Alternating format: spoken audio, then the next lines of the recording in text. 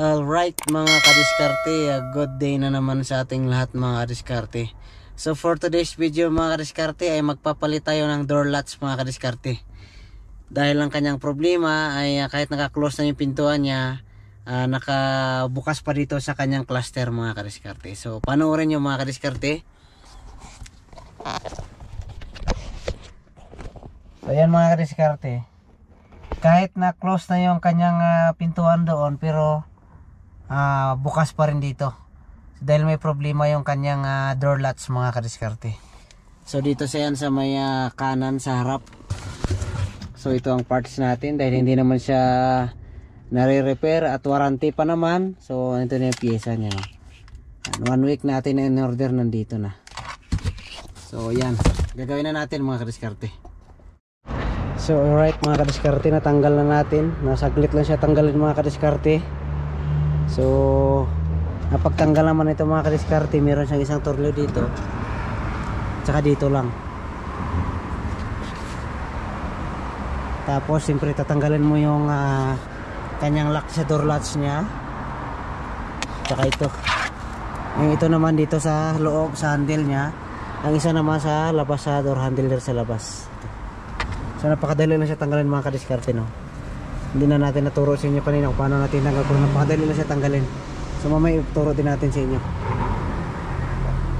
Siyempre lalagay na natin yung bago dahil yung customer nagmamadali.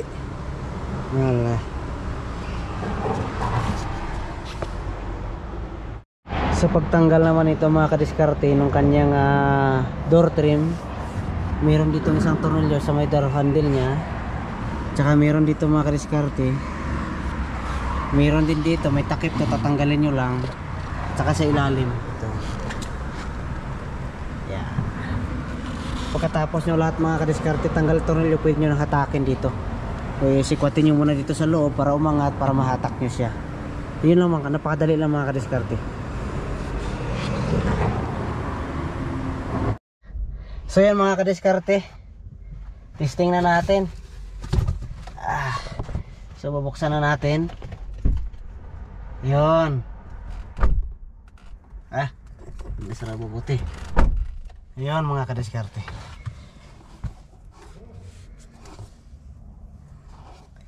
So yun na mga kadiskarte, okay na siya. Yun, so yun mga kadiskarte, pagka may ganun lang ang inyong pintuan dito sa cluster niya na hindi namamatay yung indicator, adjust nyo muna yung kanyang pintuan, kanyang ganito mga kadiskarte, para malaman nyo. Yung ganito adjust nyo muna konti, maaaring i-adjust nyo palabas kasi minsan switch hindi lang sumasagad kaya umiilaw.